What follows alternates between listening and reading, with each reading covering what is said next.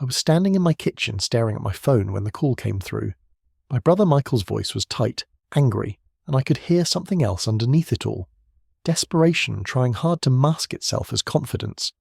He was calling to tell me that he and his business partner had decided to move forward with the expansion plan, the big one, the risky one, the one I'd spent the last 3 months begging him not to pursue. He'd made his decision, he said, and my opinion didn't matter anymore. In fact, he suggested my constant negativity was exactly what was holding him back in life. I stood there in the afternoon light filtering through my kitchen window, listening to my own brother essentially tell me that I was the problem, that my advice ruins everything, that our car dealership, the one our father built 40 years ago, the one I'd poured my own life into helping him manage, was going to expand just fine without me. Click. He hung up. I set the phone down on the granite countertop and I didn't know whether to laugh or cry. I'd seen this coming. I'd warned him. I'd shown him the numbers, the market analysis, the financial projections that didn't make sense. But Michael had always been the dreamer in our family, the optimist, the one who believed that sheer willpower and determination could overcome any obstacle, including basic mathematics and sound business principle. He was my older brother, but in many ways I'd become the one steering the ship at Morrison Auto Sales, and now apparently he didn't want my steering anymore. But I'm getting ahead of myself. This whole thing started months earlier, back when things were still normal, back before the call from the bank, back before everything fell apart. Let me start at the beginning. My name is David Morrison. I'm 58 years old, and I've spent 32 years in the automotive retail business. I grew up watching my father build Morrison Auto Sales from a single lot, with 5 cars to a respected dealership that served our entire region.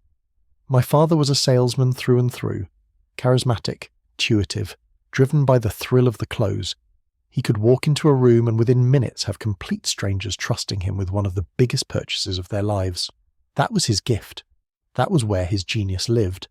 But he was less interested in the business side of business. Inventory management, financial planning, long-term strategy. Those were never his strong suits. When I came into the business at 26, right out of college with a degree in business administration, I started to build the infrastructure he'd never bothered with. I created systems. I implemented best practices. I took the art of sales my father had mastered, and I paired it with actual business fundamentals. By the time my father retired 12 years ago, Morrison Auto Sales was stable, profitable, and genuinely well run. Michael came into the business around the same time my father was stepping back. Michael is 4 years older than me, and he's always been more like Dad, personable, risk-taking, willing to bet on his instincts. He was good at the sales floor. He had Dad's gift for reading people and closing deals. But he'd never been interested in the back office work. He'd never wanted to understand cash flow or inventory turnover or profit margins. That had always been my domain. For the first decade that Michael and I ran the business together, it worked well. He handled sales and customer relations. I handled operations and finance. We had a system. We respected each other's expertise. We didn't often agree, but we made decisions together and we moved forward. Morrison Auto Sales wasn't growing explosively, but it was healthy. We employed 15 people. We had regular customers. We had a reputation in our community for fair dealing and quality vehicles. We were doing okay. Maybe we weren't getting rich, but we weren't struggling either. That balance lasted until about 2 years ago when Michael met Derek Paulson at a networking event.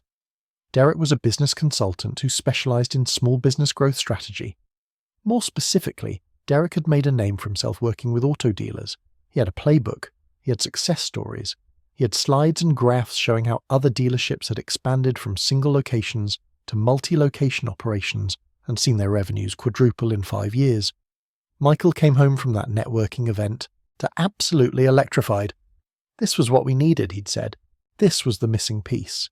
We'd been stagnant. We'd been playing it too safe. Derek had told him about dealerships that had expanded to 2nd, 3rd, even 4th locations. Dealerships that had hired regional managers and built real organizations. Not just small family businesses, but actual enterprises. Michael wanted that. He wanted to build something bigger than what my father had built. He wanted to prove something. When Michael brought Derek to the dealership for the first time, Derek had walked around for an hour, looked at the numbers I showed him, and then turned to Michael and me and said, "You're leaving money on the table. Your market penetration is maybe 40% of what it could be. I knew immediately that Derek was going to be a problem, not because his analysis was necessarily wrong, but because he was telling my brother exactly what he wanted to hear. That we were capable of more, that we were settling, that growth was not just possible but inevitable if we had the courage to pursue it. Those are seductive words, especially to someone like Michael, who'd spent his entire life in his father's shadow, then in mine. Always contributing but never commanding the big vision, Derek was offering him a chance to be the visionary, to be the one who made the bold move, to transform not just his career but his legacy. That's powerful. That's intoxicating. That's the thing that makes people ignore all the warning signs. Derek came back 3 more times over the next few weeks. Each visit was more elaborate than the last. He'd bring market analysis, comparables from other dealerships, demographic data showing the growth potential in our region. He'd talk about our specific location and how we could expand to the south side of the city, where there was less competition and higher income neighborhoods that needed quality used car dealers. He painted a picture so vivid and compelling that even I could almost see it. Almost. But I'd been in the business long enough to know that market data can tell any story you want it to tell. The question isn't what the data says. The question is whether you have the capital, the expertise, and the resilience to execute on the vision. Michael was hooked, though. I could see it in how he listened to Derek, how he asked questions, how he started talking about our business in new terms. No longer the dealership. Now it was the main location. He started visiting other multi-location dealerships to see how they operated. He read books about business expansion and organizational structure. He was preparing himself for something bigger. I should have seen it as a positive development. This was my brother engaging with the business in a deeper way than he ever had before. But all I could see were the complications. All I could see were the ways this could fail. That's probably a character flaw. The inability to see opportunity without immediately cataloguing all the ways it could destroy you. But it's also saved me from bankruptcy more than once. Around month 3 of Derek's courtship, Michael and Derek came to my office together. This felt different. This felt formal. They had a presentation prepared, the actual proposal, the big expansion plan that Derek had been subtly building toward this entire time. They wanted to open a second location on the south side. It would be a full-service dealership just like our main location. Same inventory model, same staffing structure, same everything, just in a different part of the city. The projected cost was approximately $320,000 for the build-out, initial inventory, equipment, and 6 months of operating expenses until the location became self-sustaining. They'd already scouted a property. They'd already talked to a real estate agent. They already had their eye on it. Derek showed me glossy renderings, virtual tours, financial projections showing how the second location would generate enough revenue that within 4 years, both locations combined would see 40% growth in overall sales. Within 5 years, we could expand again. Within 10 years, we could have 5 locations. We could become a regional powerhouse. We could franchise the model. We could build a real enterprise. The presentation was slick. Derek was good at what he did. And Michael looked at me the way you look at someone whose approval you desperately want but aren't confident you'll receive. That's what made the rest of this so hard. Michael is my brother. We'd built something good together. And now he was asking me to validate the biggest risk of his professional life. I didn't say yes. I didn't say no. I asked for time to analyze the proposal properly, to run some numbers, to do due diligence. Derek and Michael both seemed to expect this, almost like they'd rehearsed my response. Sure, they said. Take a week, 2 weeks if you need it, but we can't wait too long. The property market is moving fast. Good locations get snapped up. That week, I dove deep into research. I pulled data about other dealerships that had attempted expansion. I looked at success rates and failure rates. I talked to our accountant and our banker. I even reached out to a few dealers I knew in adjacent markets to pick their brains about multi-location operations. What I learned was not encouraging. Most small dealerships that attempted expansion in this manner saw mixed results at best. The ones that succeeded almost always had access to significant capital reserves. They had experienced operational staff ready to take over at the new location. They had established brand recognition that transferred effectively to new markets. We had none of those things. We had one successful location built on relationships and reputation in one market area. We had thin margins. We had one really good manager, me, who couldn't be in 2 places at once, and we had a dream. I came back a week and a half later with my analysis. I'd built a comprehensive financial model showing what would actually need to happen for the expansion to succeed. I'd identified the gaps between Derek's projections and realistic market conditions. I'd shown how the debt service on a $320,000 loan would strain our cash flow for the first 2 years. I'd outlined the personnel challenges of trying to open and manage a new location while maintaining the current one. I'd been thorough, I'd been honest, and I'd recommended against it. Michael listened to the whole thing without interrupting. Derek sat next to him taking notes. When I finished, there was a long silence. Then Michael asked me one question. What would it take for you to say yes? I told him. Better market data specific to the south side. A clear plan for management. We'd need to hire and train a general manager for the new location before we broke ground, and that person would need to be someone we trusted completely. We'd need to increase our inventory at the main location to cover the gap while we ramped up the new location stock. We'd need to build in a longer timeline to sustainability, maybe 8 months to a year instead of 6. We'd need better financing terms. We'd need a lot of things that Derek's presentation had glossed over with optimism and projections. Okay, Michael said. We'll do more research. We'll get you better data. We'll figure this out. That should have been the end of it. That should have been the moment where we came together as business partners and did the work to make sure we were making the right decision.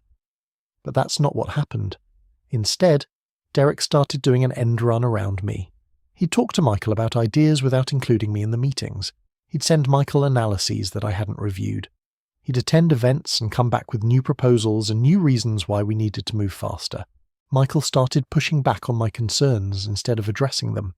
He'd say things like, maybe you're being too conservative, or Derek thinks the market data you're citing is outdated, or my personal favourite, you've always been afraid of risk. That's your problem.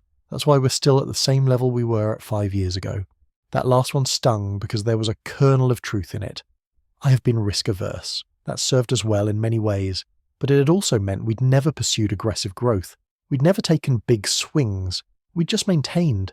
And I could see how that might feel limiting to someone like Michael who was watching other dealership owners build empires. But there's a difference between healthy risk-taking and reckless expansion. There's a difference between calculated optimism and wishful thinking. Derek was peddling the latter and Michael was buying it wholesale. 2 months into this whole thing, Michael asked me to meet him for lunch. Just the two of us. I remember going into that restaurant thinking we were finally going to have the real conversation, the one where we talked about our partnership, our vision, our concerns. We ordered, we made small talk. Then Michael looked at me across the table and said something I'll never forget. I think Derek's approach is right, he said. I think we should move forward with the expansion, and I think I'm going to do it whether you're on board or not. I set down my fork. Michael, that's not how we do things. We make decisions together. This is a partnership. I know, he said, and I'm asking for your support. But if you won't give it, I'm doing it anyway. I'm tired of being stuck in the middle of the road. I'm tired of playing it safe. I'm tired of waiting for everything to be perfect before we make a move. Life doesn't work that way. You have to take risks. There's a difference between taking risks and being stupid, I said. And the moment those words came out, I knew I'd made a mistake. You don't call your business partner stupid, even if that's what you're thinking. Michael's face hardened. Is that what you think? That I'm stupid? That Derek's stupid? That everyone except you is too dumb to see all the problems you're obsessed with? That's not what I said. That's what you meant, Michael said. He threw down his napkin. You know what? I don't need your permission, David, and I don't need your approval. I need you to either trust me and support this or get out of the way. But I'm done having you try to convince me that everything's impossible. I never said everything's impossible. I said this specific expansion, structured this specific way, without solving these specific problems, is too risky. Those are just excuses, Michael said. They're just ways of saying no without saying no. We didn't finish lunch. Michael left. I sat there paying the bill and trying to figure out when my brother had started seeing me as an obstacle instead of a partner. Over the next few weeks, things got progressively worse.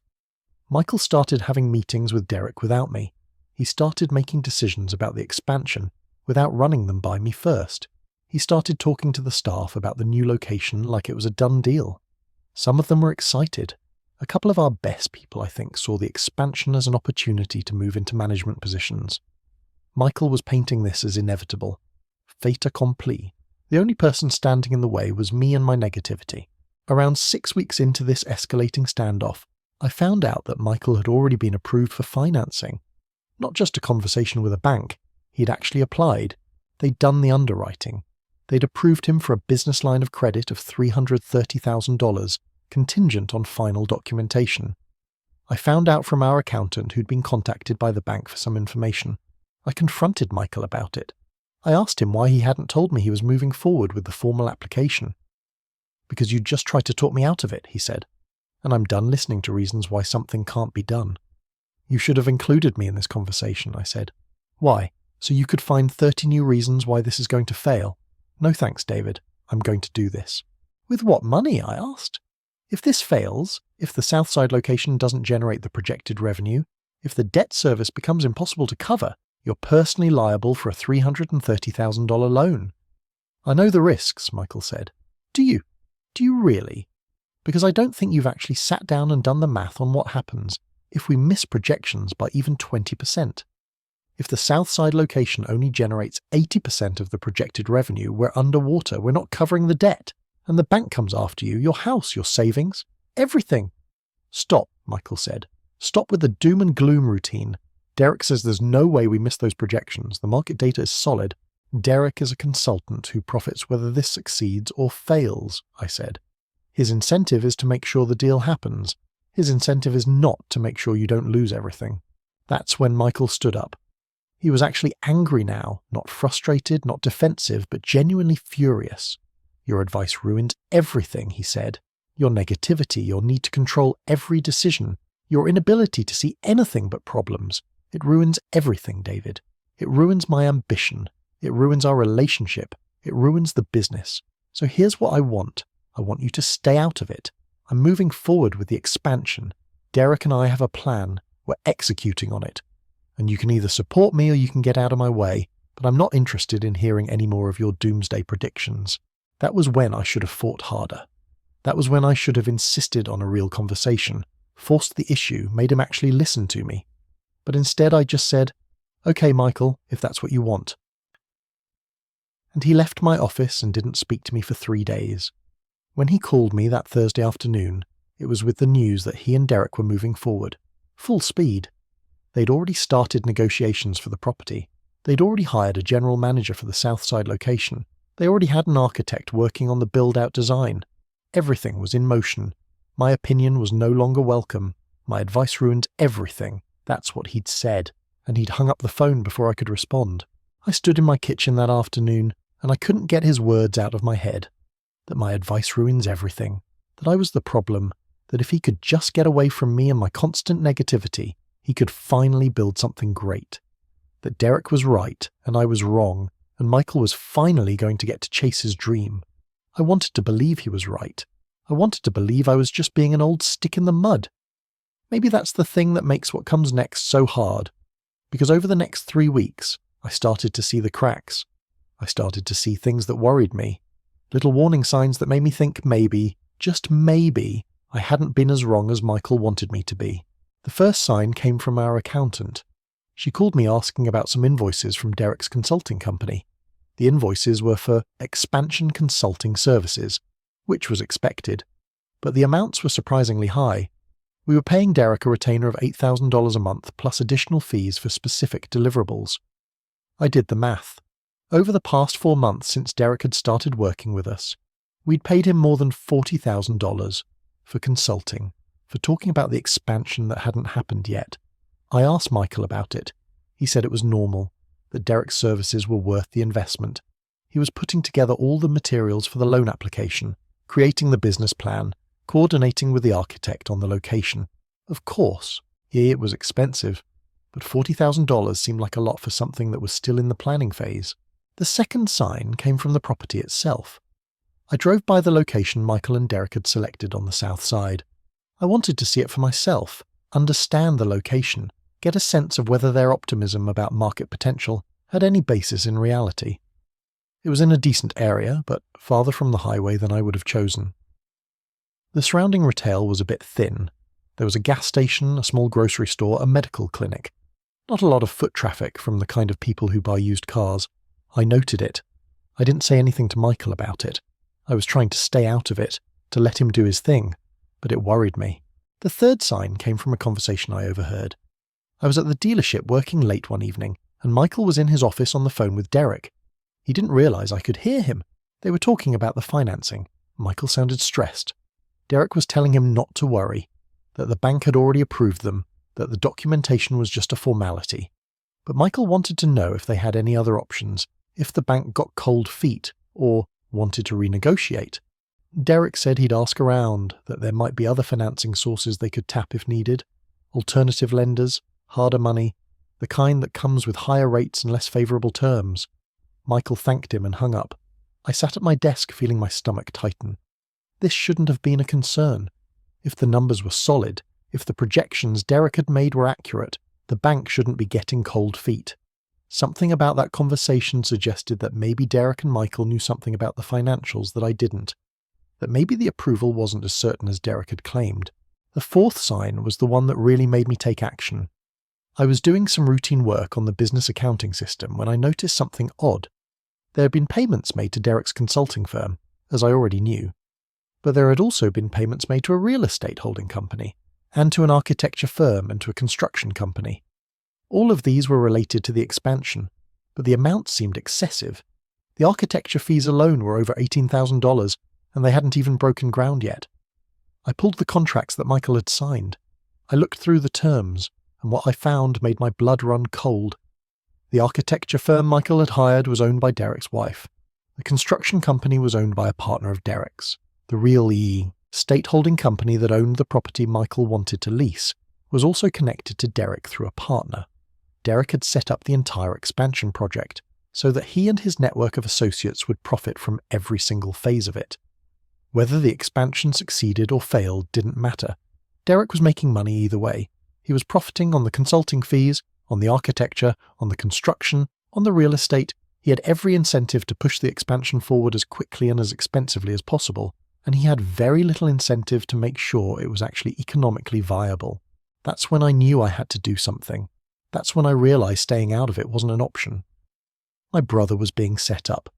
Not maliciously, maybe. Maybe Derek believed in the expansion too. But Michael was being positioned to take all the risk while Derek and his associates captured most of the benefit. The loan was in Michael's name. The debt was Michael's personal responsibility. But the money was flowing to Derek's network of companies. This wasn't just risky business expansion. This was something else. This was predatory. I found out that Michael had already been approved for financing. Not just a conversation with a bank. He'd actually applied. They'd done the underwriting. They'd approved him for a business line of credit of $330,000, contingent on final documentation. I found out from our accountant who'd been contacted by the bank for some information to verify our business structure and financial records. I confronted Michael about it in his office. He was sitting at his desk working on something, and I just asked him directly. Why hadn't he told me he was moving forward with the formal application? Why had I found out from our accountant instead of from him? He looked up at me, and for a moment I thought maybe he'd be ashamed. Maybe he'd say he should have involved me. Maybe he'd say Derek had pushed him faster than he'd wanted to go. Instead he said, "Because you'd just try to talk me out of it. You'd spend weeks going through it with a microscope, finding problems, building a case for why we shouldn't do it. And I'm done listening to reasons why something can't be done." The words landed like a punch. Here we were, finally at the moment where I could have escalated, could have made him listen, could have forced the issue, could have insisted that we sit down and actually figure this out together. But I also knew that pushing harder at this point would only push him further away. I could feel the distance between us already. I could feel him moving toward Derek's vision and away from anything that might complicate it. I could see it happening right in front of me. Michael was accelerating, Derek was pushing him, and Michael was leaning into it because it felt good. It felt like finally, after years of being second fiddle to my business acumen, he was taking control of something. He was making decisions. He was being the visionary. Derek had positioned him perfectly. The consultant would profit, Michael would take the risk, and I would be cast as the pessimist, the obstacle, the one who'd never believed in him. I tried one more time. I sat down with Michael in his office with the folder of documentation I'd compiled, the contracts showing Derek's wife as the architect, the business registration showing Derek's partner owned the construction company, the real estate documents showing the property owner's connection to Derek. I laid it all out. When I tried to talk to Michael about the hidden relationships Derek had with the architects and construction companies, he actually laughed. Not a small chuckle, a full, dismissive laugh. "That's how business works, David," he said. "Of course Derek knows people. Of course there's some overlap. That's networking." I tried to explain that it created a conflict of interest, that Derek had incentive to inflate costs because his partners would profit, that it meant we'd never get competitive bids, that this was a setup. Michael waved me off. "Derek said you might try to make an issue out of nothing. He warned me about this. He said you'd try to undermine the whole thing by creating conspiracy theories." Derek warned him about me. That's what Michael had just said. Derek had already primed him against anything I might say. That's when I realized I was fighting a battle I'd probably already lost. Derek was a professional at this. He'd seen business partners like me before, the cautious ones, the ones who do the math and see the problems. He'd developed a counter-strategy. Paint them as fearful, paint them as jealous, paint them as obstacles to progress, and Michael, hungry to prove himself, was buying it completely. Derek had already told Michael that I would say exactly these things. Derek had already inoculated him against my concerns by labeling them as conspiracy theories, as jealousy, as fear. Michael was convinced that Derek had his back and I was trying to tear him down. That was the narrative now. That was the story Michael had decided to believe. And there was nothing I could say that would change his mind because Derek had already written the script for how Michael would interpret anything I said. The loan application process moved faster than I would have thought possible. It was probably early September when Michael first told Derek to push forward with the financing. By mid-September, Derek had provided all the documentation the bank needed. The business plan, the financial projections, the architectural renderings, letters of intent from suppliers, market analysis. Everything. It was all slick and professional and designed to make a second-used car lot seem like a guaranteed money machine. The materials Derek produced were almost too polished, almost too perfect. Real business plans have rough edges, uncertainties, conservative assumptions built in. Derek's plan was all upside, all optimism, all certainty. I saw copies of some of it. The financials Derek had presented to the bank were significantly different from the financials he'd shown us initially.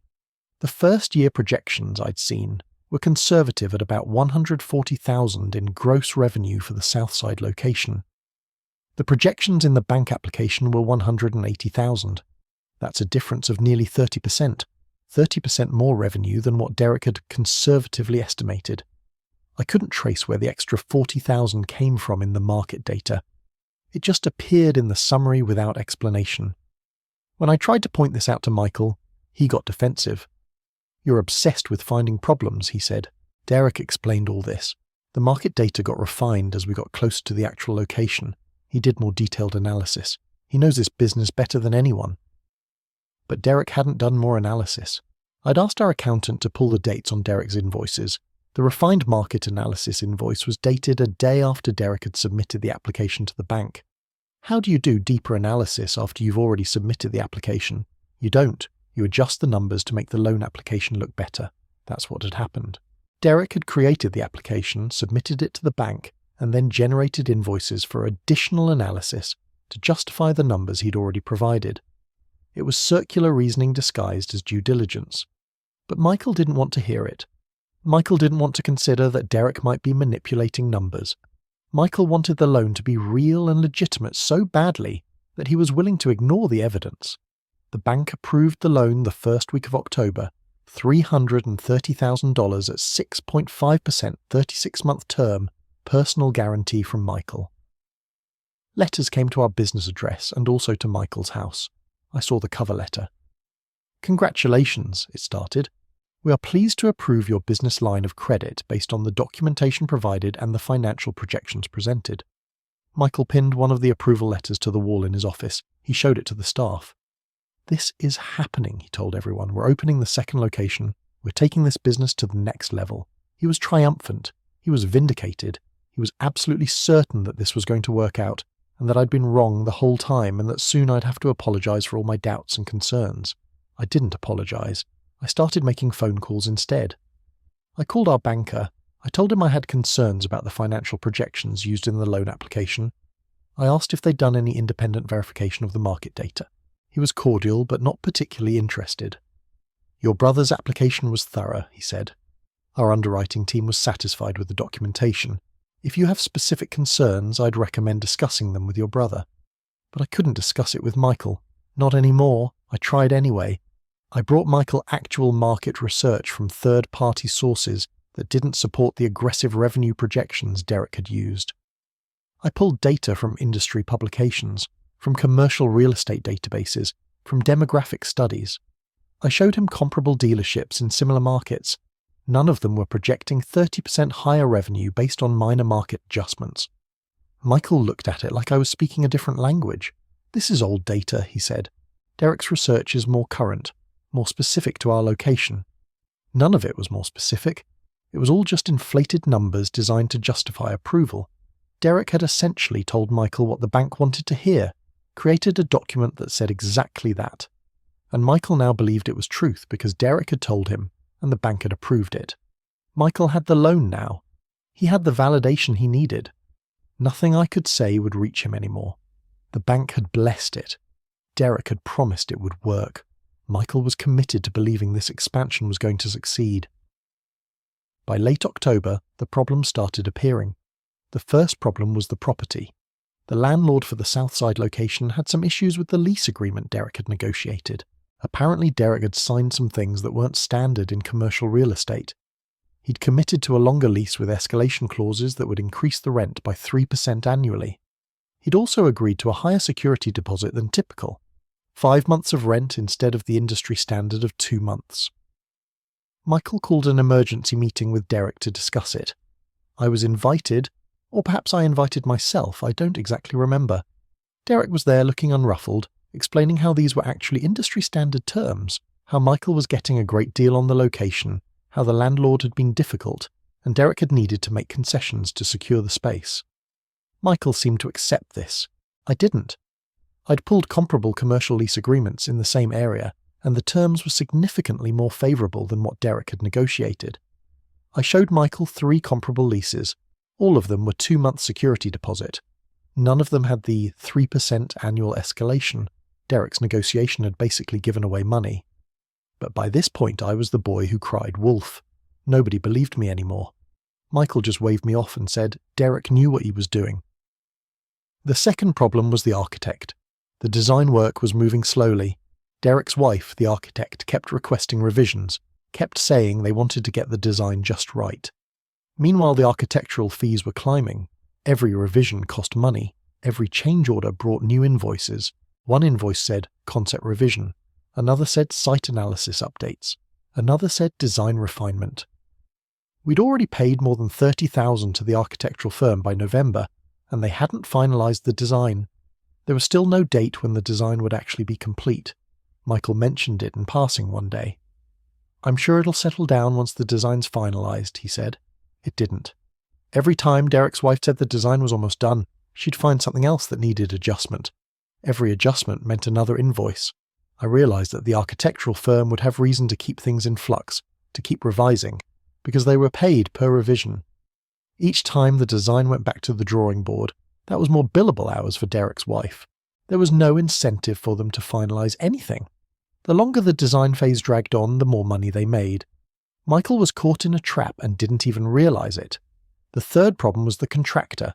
Derek had selected a construction company to do the build-out. We got an estimate. It was higher than the amount we'd budgeted for construction in the financial model Derek had submitted to the bank. Significantly higher, like nearly $50,000 higher. The bank had approved a $330,000 loan based on budget assumptions that Derek's contractor was now exceeding by more than 20%. Michael was shocked when he got the estimate. He asked Derek about it. Derek said construction prices had risen since he'd done the preliminary estimates, that material costs had gone up, that labour was more expensive than he'd anticipated, that market conditions had changed, that this was actually a great rate for the work being proposed. I pulled some bids of my own from other construction companies. I contacted 3 different firms and asked them to estimate the same work. Their estimates were roughly in line with the original budget Derek had used, within 5 or 10%. Derek's recommended contractor was asking nearly 60% more than the market rate. I showed Michael the bids. He looked at them and then asked Derek about it. Derek said the other contractors probably didn't understand the scope of work as thoroughly as his contractor did. Derek said his contractor had better quality standards. Derek said maybe the other bids would come in low and then charge change orders once the work began. Derek had an explanation for everything. Derek's contractor was Derek's partner, or Derek's associate, or someone in Derek's network. And Derek had a very good reason to recommend them. They were charging more, which meant Derek's network was capturing more of the money from Michael's expansion budget. The tension between Michael and me reached a breaking point in late November. We were having a staff meeting talking about the logistics of preparing for the second location opening. Someone asked about the timeline. Michael had told them February or March before. Now he was saying maybe April. I corrected him. I said that based on the architectural delays we were already experiencing and the construction timeline that nobody had really locked in, we were looking at April at the earliest, maybe May if things continued to slip. Michael's jaw tightened. He looked at me across the table like I'd deliberately undermined him in front of the staff. Maybe I had. Maybe I was looking for any opportunity to show that I'd been right about this expansion being poorly managed. After the meeting ended, Michael asked me to stay. Everyone else filed out, the door closed. Michael stood up from the table and looked at me with pure anger in his eyes. "You're sabotaging this," he said. "You're sabotaging it on purpose. Every time we get something moving, you find a problem. Every time something should work, you cast doubt on it. You do it in front of the staff, in front of me, in front of Derek. You're trying to kill this expansion." "I'm not trying to sabotage anything," I said. "I'm trying to give you realistic information. The timeline Derek gave the bank was 8 months to opening. We're already 4 months in, and we don't have a finalized design. That's reality." "No," Michael said. "You're trying to prove you were right about Derek. You're trying to prove you're smarter than me. But you know what? I'm done. I'm done with your negativity. I'm done with your obsession with problems. Derek's right about you. You're holding me back. Michael, listen to what I'm actually saying. Derek has financial incentives to inflate costs. His network of associates is profiting from every stage of this project. That's not me being negative. That's fact. That's Derek explained to me that you might do this, that you might try to make an issue out of normal business relationships by making them sound sinister. He warned me that you'd probably get uncomfortable once the project was moving and you couldn't control it anymore." Derek again. Derek was in my brother's ear constantly, I realized. Derek was inoculating Michael against any criticism. Derek was isolating him from anyone who might present a different perspective. Derek was literally dictating how Michael would interpret anything I said. "Has Derek told you that his wife's architectural firm has billed us over $30,000 with no finished design? Has he told you that the contractor he recommended is charging nearly 60% more than market rate? Has he told you that the lease terms he negotiated are considerably worse than what's standard in the market?" "Prices vary," Michael said. "The quality of Derek's referrals is worth the premium, and Derek knows this market better than you do. I've been in this market for 32 years, Michael. I know what's standard and what's not. Derek's network is extracting money from us at every point. The architect, the contractor, the property owner, they're all connected to Derek. They all profit when costs go up." "Are they?" "Because from where I'm sitting, it looks like Derek's network is extracting as much money as possible from our expansion budget, and the only person taking on debt is you. If this fails, if the second location underperforms, you're the one liable for $330,000. Not Derek, not Derek's wife, not Derek's contractor friends. You. You're the one who'll have to pay it back." Michael turned away from me and walked to the window. He was quiet for a long moment. Outside it was late November, grey and cold.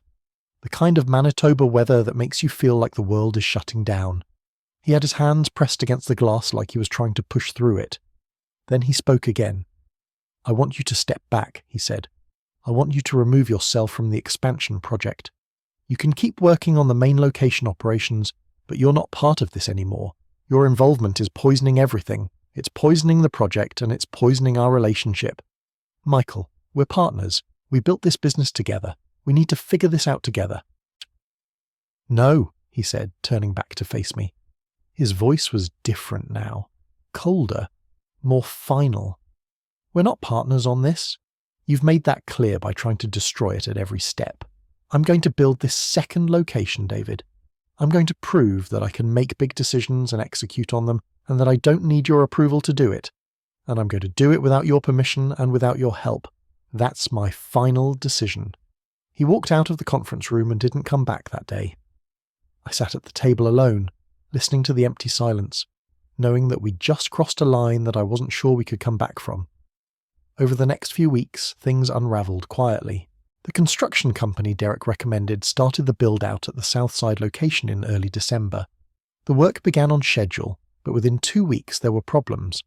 Structural issues that the architect hadn't properly accounted for. The existing condition of the building wasn't what Derek had represented in his initial site analysis. The building had water damage in the basement. The roof needed repairs. The electrical system needed upgrades to handle what we wanted to do with the space. There would need to be additional work, additional cost. The contractor provided a change order for another $22,000. Michael called emergency meetings with Derek to discuss it. Derek was calm about it. He assured him it was manageable. "These things happen in construction," he said. "Unexpected issues always come up. We were still on track. Everything was fine." Derek had seen this kind of thing 100 times. Derek knew how to handle it, but I could see the cracks forming in Michael's certainty. He became quieter, less sure of himself. He stopped making announcements about the February opening timeline. He stopped talking about the project to the staff at all. He'd stopped trying to convince me that I was wrong. The initial excitement was evaporating, and Michael was starting to feel the weight of what he'd committed to. The debt was real. The expenses kept exceeding estimates. The architectural work still wasn't finalised. And Derek kept telling him everything was fine while simultaneously ensuring that every contractor, every vendor, every service provider in Derek's network kept extracting money from the project. The total overages were climbing. We were now approximately $80,000 over the original budget. Michael was looking exhausted. He'd lost weight. He wasn't sleeping well, I could tell. He'd come in some mornings looking like he'd been up all night. His eyes had that hollow look of someone under constant stress. The expansion project that was supposed to make him feel like a visionary was instead crushing him under the weight of reality diverging from Derek's promises. I watched my brother disappear under the weight of this thing. I wanted to tell him I was sorry. I wanted to tell him I'd tried to warn him. But this wasn't the time for "I told you so." This was the time for damage control. By mid-December, the bank started asking questions. They wanted to review the project status. They wanted to understand why there had been change orders. They wanted to see updated financials and revised timelines. They wanted to understand the delay between the initial timeline and current reality. The bank was getting nervous. The approval had been based on Derek's projections, Derek's market analysis, Derek's timeline. Reality was diverging significantly from those projections. Michael met with Derek to figure out how to respond to the bank. Derek had an answer, as he always did. We'd provide updated projections showing that while the timeline had shifted, the ultimate revenue numbers would be strong. We'd explain the change orders as normal construction adjustments. We'd show that everything was under control. We just needed to manage the narrative. Michael sent the information to the bank. A week later, the bank responded. They wanted a conference call with Michael and their loan officer. They wanted to discuss the status of the project. They wanted Michael to explain some of the expenses and the delays. They wanted to hear directly from him why the project had cost more and taken longer than the documentation he'd submitted. I found out about the call after it happened. Michael came to the dealership looking shaken. I'd never seen him look quite like that before. He looked hollowed out. The bank wanted an independent assessment of the project, he told me. They wanted to know if the build-out quality matched the contract price. They wanted to verify that the construction timeline was realistic. They wanted third-party confirmation that the project was actually proceeding as described. The bank was getting cold feet. The bank was scared that they'd been sold a bill of goods. And then, 3 days before Christmas, Michael got the letter. Certified mail. Official letterhead. The bank was suspending the line of credit pending completion of a third-party assessment. Approximately $96,000 of the $330,000 line of credit had been drawn to date. The remaining $234,000 was frozen. Frozen. No more money would be released until the bank's independent inspector had reviewed the work and confirmed that everything was proceeding according to contract specifications. Michael had $96,000 on the hook. He had change orders pending that the contractor was waiting to be paid for. He had contractor invoices coming in. He had architectural fees and engineering expenses continuing to accrue every day. And he had no more access to the credit line that was supposed to fund all of it. The credit line was frozen. Michael's expansion had stopped in its tracks, and Derek had gone silent. Derek wasn't returning calls, Derek wasn't offering solutions. Derek had made his money off the consulting fees and the network relationships. Derek didn't care what happened next. That's when Michael came to my house. He came after hours, after the dealership had closed. He came looking for something I'm not sure I could have given him. He came looking for someone who might have an answer. When Michael came to my house that December evening, he was already falling apart. I could see it in the way he held himself, the way his hands were shaking slightly as he stood on my front porch. He'd called me 3 times on the drive over, hung up each time before I could answer. Or maybe he was calling and I was ignoring him. I don't remember exactly. What I do remember is the sound of his truck in my driveway, the engine running for almost 5 minutes before he finally turned it off. He sat in there, just sat there in the cold dark, gathering whatever courage he had left. I watched from the window, standing in my kitchen with a cup of coffee that had gone lukewarm, and I knew what was about to happen. Michael was going to come to me. He was going to lay everything out. He was going to ask me for help. I'd been expecting this. Not in those exact terms, but I'd known it was coming. You can't watch someone walk into traffic in slow motion without understanding that they're going to eventually hit the pavement, and Michael had been walking into traffic since October, since Derek first put his hand on his shoulder and told him he understood his vision better than anyone. Since Derek told him that people like me, cautious people, people who wanted to play it safe, those people always missed the biggest opportunities. That's what Derek had said to Michael. I'd heard about it later from someone at the dealership. Derek had apparently spent a lot of time with Michael, talking about the nature of risk, the psychology of successful entrepreneurs, the way that truly visionary people had to be willing to make uncomfortable decisions. Derek had been grooming him, essentially, teaching him that listening to criticism was a sign of weakness, teaching him that needing someone else's approval was something to overcome, teaching him that I represented everything holding him back. For the past 3 weeks since the bank froze the credit line, I'd watched what remained of my brother's confidence evaporate into the cold Manitoba air. The expansion that was going to make him a visionary, that was going to prove his worth, had become a nightmare he couldn't wake up from. The bank's letter about the frozen line of credit had hit him like a physical blow. I'd heard about it from someone at the dealership the next day. Michael hadn't wanted to tell me. That part stung more than I expected it to. He hadn't wanted to come to me and admit that everything I'd warned him about was actually happening. Derek had gone completely silent by that point, like he'd evaporated the moment the money stopped flowing. No calls, no meetings, no reassurances, no return phone calls, nothing. The consultant had extracted his money and his relationships and left my brother standing in the rubble, wondering how it had all fallen apart so quickly. Michael had been checking his phone constantly, looking for messages from Derek that weren't coming. He'd sent messages that got progressively more desperate. Professional at first, then urgent, then begging. Derek never called back. Derek never responded. Derek was simply gone, his phone number disconnected, his office address leading to an empty storefront dissolved like he'd never existed at all. The contractor was threatening to stop work.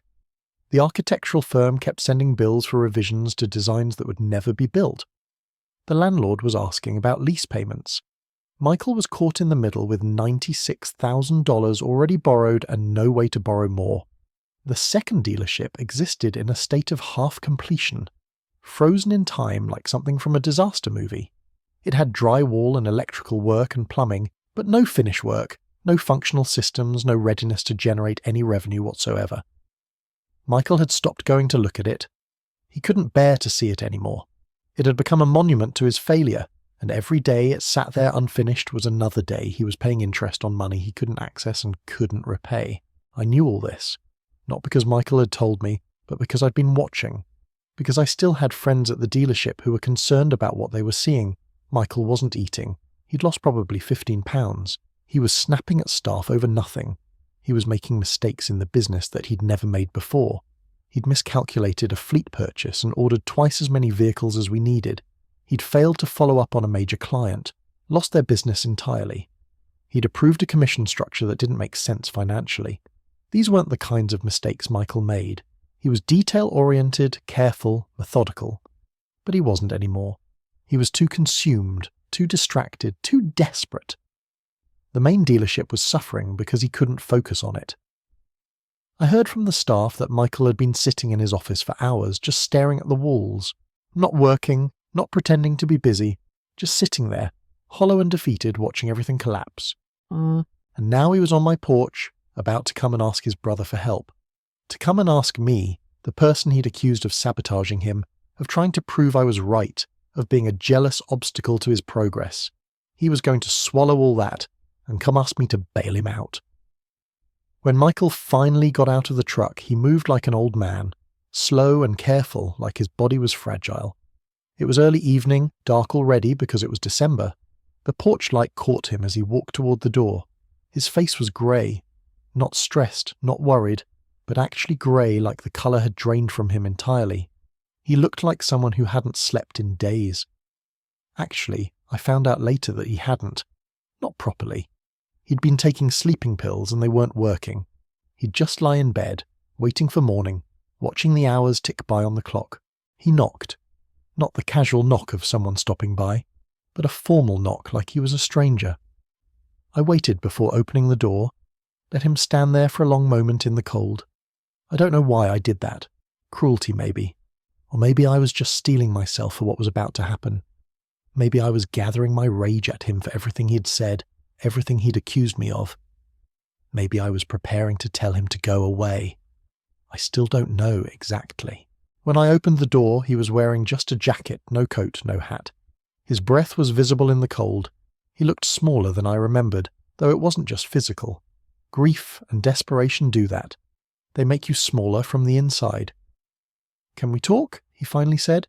His voice was different, smaller, like it was coming from very far away, like he was speaking from the bottom of a well. I should have said yes immediately. I should have stepped aside and let him in. But I didn't. I stood in the doorway looking at him, and something in me just shut down. All the frustration I'd been carrying came up at once. "I need to talk about Derek," he said. "I need to understand what happened. The bank has frozen the line of credit. We're up to $96,000 in debt with nothing to show for it. Derek won't answer my calls. I'm drowning, David, and you're the only person I know who might understand this. Please." I had the evidence, I had the documentation, I had the market research and the comparable contracts and the proof that Derek had been manipulating him from the beginning. I could have walked through it all, connected all the dots, shown him exactly how this had happened and why. I could have been the hero. I could have said, "Here's what happened, here's how we fix it," and Michael would have seen that I was right all along, that I'd been trying to protect him, that I'd understood the situation better than anyone. But that wasn't what I wanted to do anymore. I realized, standing there in the doorway, that I wanted something else entirely. I wanted to be proven right, not to help him, but to prove him wrong. I wanted him to suffer with the knowledge that he should have listened to me. I wanted him to carry the burden of having made the wrong choice, of having trusted Derek instead of me, of having cut me out when I was trying to save him. "I can't help you with that," I said. "Just hear me out. Just listen to what I'm saying and help me think through it. Please, I'm asking you. As your brother, I'm asking you." I had the evidence. I had the documentation. I could have been the hero and helped him understand. But I didn't want to help. I wanted to be proven right. I wanted him to suffer knowing he should have listened to me. I wanted him to carry the burden of having chosen Derek over his own brother. That rage came up, and I let it direct what happened next. "Drive yourself somewhere else," I told him. "Go to Derek's house, go to the bank, go somewhere, but not here." His face went blank for a moment, like he'd been hit. "David, I'm begging you," he said. "Please. I don't have anyone else. I cut everyone off because I thought you were wrong. I listened to Derek." That should have moved me. It didn't. Instead, it made me feel powerful. He had no one else. He had to come to me. I could say no, and everything that happened after would be on him. That's what I was thinking. "Then I guess you have a problem," I said. "You made your choice, so drive yourself somewhere else." And then I closed the door, just closed it quietly and locked it. I looked through the peephole, wanting to see him process it. Then I heard his footsteps going back to the truck. He stood there for maybe 30 seconds in the cold. Then I heard the truck door open, the engine start, the tyres crunch on gravel as he backed out of my driveway. I stood behind my locked door and listened to my brother drive away. I stood in my kitchen with the door locked and listened to my brother drive away. I didn't feel righteous. I didn't feel like I'd taught him a lesson or protected myself. I felt something else, something that's harder to describe. Tired maybe, disgusted, disappointed, all of those things and none of them quite right. I stood there in the dark of my house and realised that I'd just done something that couldn't be undone. I'd turned my brother away in his moment of greatest need. I'd let my wounded ego make a decision that my rational mind wouldn't have made if I'd given it a chance to think. Michael didn't come back that night. He didn't call.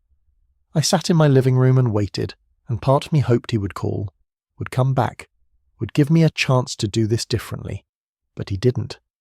The next morning I heard through the dealership grapevine that Michael had contacted a bankruptcy lawyer. Not a business restructuring lawyer, a personal bankruptcy lawyer. The expansion had to be abandoned completely. The contractor walked away from the project, saw that there was no money to continue and no visible way for Michael to pay them, so they simply stopped work and filed a lien on the property. The lease on the Southside location was terminated, though Michael still owed money on the early termination clause because of the long lease Derek had negotiated. The architectural firm continued to send final invoices for work that would never be used, invoices that amounted to tens of thousands of dollars. The bank, seeing the project collapse, seeing Michael unable to pay, and seeing that their collateral was worthless, accelerated their demands for repayment on the amount that had been drawn. Michael was liable for the full $96,000, plus the contractor's unpaid bills, plus the architectural fees, plus the termination penalties, plus the legal fees he was now incurring with the bankruptcy process. The personal guarantee that Michael had signed meant that everything was his responsibility. Not the corporation, not the business as an entity, but Michael personally, which meant his house was at risk, which meant his personal assets were at risk, which meant everything he'd built over years of careful work was now potentially forfeit to pay for Derek's manipulation and his own desperate need to prove something. The liability had no bottom. It just kept adding up, month after month, creditor after creditor coming forward with new claims. The bankruptcy filing came through in January. Michael had to list all assets, all liabilities, all debts. The expansion debt was there in black and white. The bank's deficiency claim was there. All of it on paper, all of it official, all of it recorded in a public court document that would follow him for years. It's public record, this bankruptcy. Anyone can look it up. Anyone who Googles his name will see that he declared bankruptcy at age 48 because of a failed expansion project. People at the dealership started looking for other jobs. They could sense that something was wrong, that the business might not survive this. Why would you stay on staff at a dealership where the owner is going through personal bankruptcy? Why would you trust that the paychecks would keep coming? I saw the resume updates on LinkedIn. People who'd worked for us for 5 or 6 years, just quietly updating their profiles and starting to look elsewhere. Michael's bank account was being garnished by creditors. The dealership's account was being seized.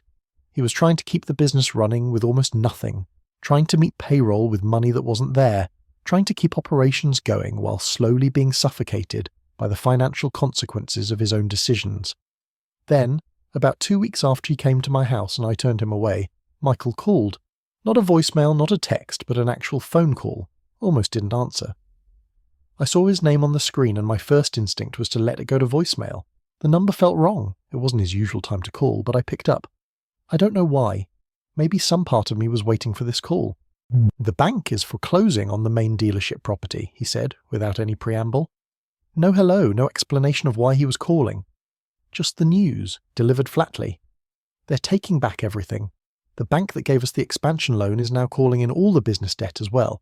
The accountant explained it to me. When I defaulted on the expansion line of credit, it triggered something in the original business loan agreement. Cross-default clause. Something I didn't even know was in there. I just signed what the bank put in front of me. I didn't read it carefully. I didn't think about what could go wrong. And now they're using that clause to call in everything. They don't care about the main dealership. They don't care about the business. They just want their money and they're going to take the property to get it. I didn't say anything. What was there to say? I tried to warn him about this exact kind of thing. I told him to read the fine print, to understand what he was signing, to have a lawyer review everything. And he'd listened to Derek instead, who told him that careful due diligence was for people who lacked vision. "Derek's gone," Michael continued. "I found out through someone else that he's taken on another client, another business owner looking to expand. He's doing the exact same pitch, same market analysis, same architectural firm, same contractor. Everything exactly the same, he just moved on to the next mark, like none of this happened. Like I was just a training exercise. Like none of my life mattered to him at all. He's probably already spent the consulting fees he made off us. Michael, I started to say something, but I didn't know how to finish. What could I say? That I was sorry, that it wasn't his fault. Both of those things were a lie. I came to your house because I was desperate, he said. His voice was very quiet now. I came because you were the only person I could think of who might understand what had happened, who might be able to help me figure it out. I came to my own brother asking for help and you locked the door. I know, I said, and I did know. I'd been replaying that moment over and over in my head for 2 weeks, seeing the look on his face when I told him to go away, hearing his footsteps as he walked back to his truck. You could have helped me. Right from the beginning, you could have helped me. You tried to tell me what was happening and I didn't listen. I chose Derek over my own brother. I believed him instead of you. And then when everything fell apart, when I realized you were right about everything, I needed you, and you wouldn't even let me in the house. There was nothing I could say to that. He was right. He was absolutely right. I had been the person who understood. I had been trying to help. And when he finally came to me in desperation, when he finally swallowed his pride and admitted that he needed me, I had turned him away. I had locked the door and listened to him drive away. What are you going to do? I asked. I'm going to file for personal bankruptcy. The accountant says it's my only option. The deficiency on the expansion loan, the business liability, all of it. I can't pay it. I don't have the resources to make this right, so I'm going to declare bankruptcy and try to rebuild from nothing. I'm going to be 48 years old with a bankruptcy on my record trying to start over. He was quiet for a moment. Then he said, I'm sorry for what I said about you, about your advice ruining everything. You were right. You were right about all of it.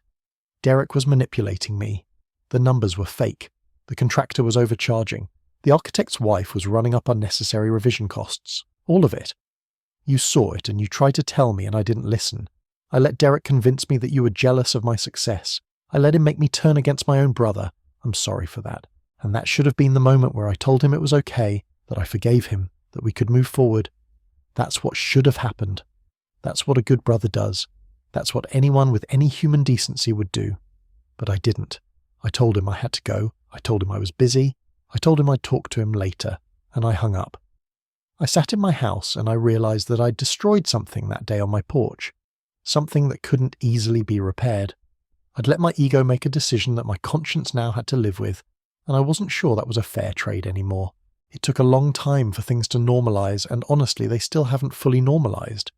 Michael went through the bankruptcy process. He lost everything, the house, the business, the savings, all of it gone. He had to start completely over in his late 40s, which is not an easy age to start over. He moved to a smaller place on the other side of the city, took a job working for someone else in a dealership. He was working for a salary instead of building his own business, taking orders instead of making decisions, seeing people who'd been his competitors now in positions of authority over him. He was starting from zero. At an age when most men are thinking about secure retirement, Michael was thinking about how to rebuild his credit. We didn't talk for months. Not because we were angry, but because there was this massive weight between us, this thing I'd done by turning him away when he needed me most. There was my refusal to help, and there was Michael's bitter realization that his own blood had let him fall alone. There was shame on his part and guilt on mine, and neither of us knew how to cross that gap. Every day that we didn't talk made it a little bit easier to keep not talking. Silence becomes a habit. It becomes the default. When we finally did talk again, it was because my mother insisted on it. She called me and told me that Michael had suffered enough, that he was barely surviving, that I was his brother and I needed to stop punishing him. That's how she framed it. Punishing. And that was exactly what I'd been doing. I was punishing him not by anything I said or did, but by the absence of anything I said or did. I was letting him suffer in silence, and I was calling it justice. I was calling it him getting what he deserved. I called Michael and we went to dinner. I almost didn't call. I sat with the phone in my hand for probably 5 minutes, scrolling back through messages that we hadn't exchanged, thinking about whether I had the right to reach out. But I did. It was awkward at first. There was so much unsaid between us, so many months of silence that had created a chasm. He didn't know if I was reaching out to reconcile or to lecture him. I didn't know if he was ready to hear what I needed to say. But slowly, over the course of that meal and many meals that followed, we started to rebuild something. Not the same thing we had before, that was broken and couldn't be put back together exactly as it was, but something new, something based on a deeper understanding of what it meant to be brothers, of what it meant to need help, of what it meant to refuse that help and live with the consequences. Michael learned lessons that I wish he hadn't had to learn. About trusting people, about due diligence, about recognizing when someone is manipulating you for their own gain, about how the people you think have your back might just be using you to get ahead, about how isolation makes you vulnerable, about how cutting yourself off from people who care about you because they're offering unwelcome advice is exactly what predators like Derek want. Those were expensive lessons, paid for with money and time and the destruction of his business and years of his life. He paid the price so someone else could profit. I learned something too. I learned that being right isn't the same as being good. I learned that winning an argument, proving my point, making my brother acknowledge that I'd been correct all along, wasn't worth the cost of our relationship. I learned that there are moments in life where you have to choose between being right and being kind, between protecting your ego and protecting the people you love. I chose my ego that day on my porch. I chose to be proven right at the expense of being there for my brother when he desperately needed me. I chose punishment over compassion.